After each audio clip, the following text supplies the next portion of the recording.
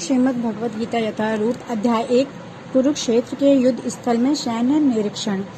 धृतराष्ट्र उवाच धर्मक्षेत्रे कुरुक्षेत्रे समवेतः युत्सवः मामकः पांडवः च एव किम अकुर्वत संजय।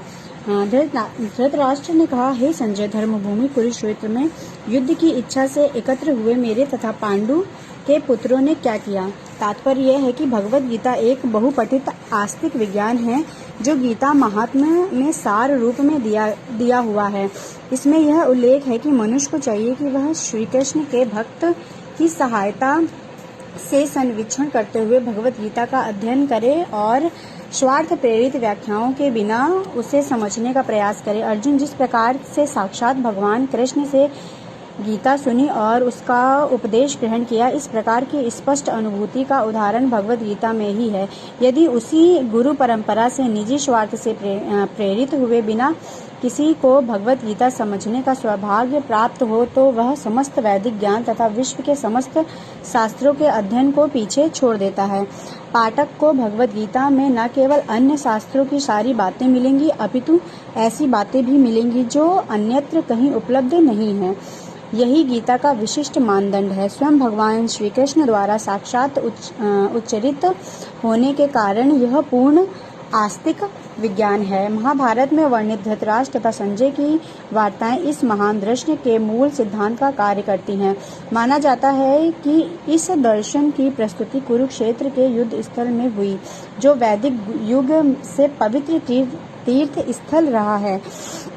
इसका प्रवचन भगवान द्वारा मानव जाति के पथ प्रदर्शन हेतु तब किया गया जब वे इस लोक में स्वयं उपस्थित थे। धर्म क्षेत्र शब्द सार्थक है क्योंकि कुरुक्षेत्र में युद्ध स्थल में अर्जुन के पक्ष में श्री भगवान स्वयं उपस्थित थे।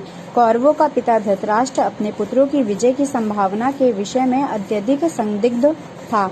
अतः इसी संदेह के कारण उसने अपने सचिव से पूछा, उन्होंने क्या किया। यह आश्वस्त था कि उसके पुत्र तथा उसके छोटे भाई पांडु के पुत्र कुरुक्षेत्र की युद्ध भूमि में निर्णयात्मक संग्राम के लिए एकत्र हुए हैं। फिर भी उसकी जिज्ञासा सार्थक है। वह नहीं चाहता था कि भाइयों में कोई समझौता हो, अतः वह युद्ध भूमि में अपने पुत्रों की नीति भाग्य भावी के विषय में आश्वस्त होना चाह रहा था। चूंकि इस युद्ध को कुरुक्षेत्र में लड़ा जाना था, जिसका उल्लेख वेदों में स्वर्ग के निवासियों के लिए भी तीर्थ स्थल के रूप में हुआ है, अतः धृतराष्ट्र अत्यंत भयभीत था। इस पवित्र स्थल का युद्ध के परिणाम पर जाने कैसा प्रभाव पड़े। उसे भली भांति ज्ञात था कि इसका प्रभाव अर्जुन तथा पांडु के अन्य पुत्रों पर अत्यंत अनुकूल पड़ेगा, क्योंकि स्वभाव से वे सभी पुण्यात्मा थे। संजय श्री व्यास का शिष्य था, अतः उनकी कृपा से संजय धृतराष्ट्र के कक्ष में बैठे बैठे कुरुक्षेत्र के युद्ध स्थल का दर्शन कर सकता था। इसलिए धृतराष्ट्र ने उससे युद्ध स्थल की स्थिति के विषय में पूछा। पांडव तथा धृतराष्ट्र के पुत्र दोनों ही एक वंश से संबंधित हैं, किंतु यहाँ पर धृतराष्ट्र के वाक्य से उसके मनोभाव प्रकट होते हैं। उसने जानबूझकर अपने पुत्रों को कुरु कहा और पांडु के पुत्रों को वंश के उत्तराधिकारी से विलग कर दिया।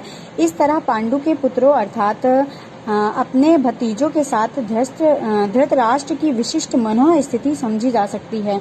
जिस प्रकार धान के खेत से अवांछित पौधे को उखाड़ दिया जाता है, उसी प्रकार इस कथा के आरंभ से ही ऐसी आशा की जाती है कि जहाँ धर्म के पिता श्री कृष्ण उपस्थित हों, वहाँ कुरुक्षेत्र रूपी खेत में दुर्योधन आदि धृतराष्ट्र के पुत्र रूपी अवांछित पौधों को समूल नष्ट करके युधिष्ठिर आदि नितांत धार्मिक पुरुषों की स्थापना की जाएगी।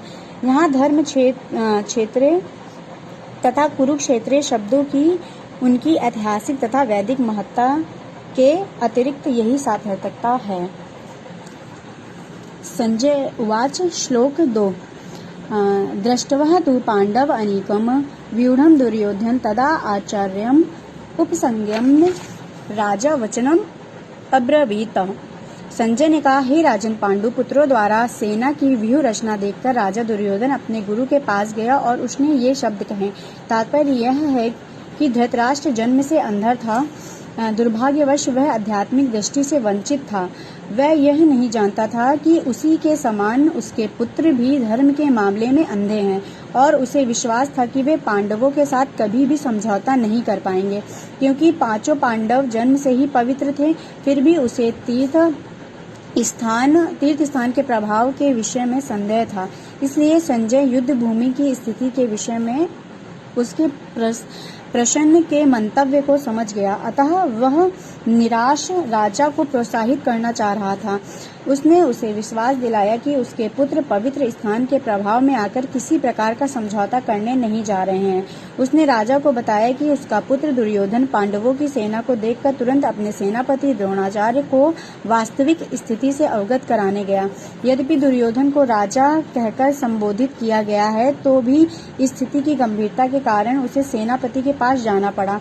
अतएव दुर्योधन राजनीतिज्ञ बनने के लिए सर्वथा उपयुक्त था, किंतु जब उसने पांडवों की व्यूह रचना देखी तो उसका यह कूटनीतिक व्यवहार उसके भय को छिपा न पाया।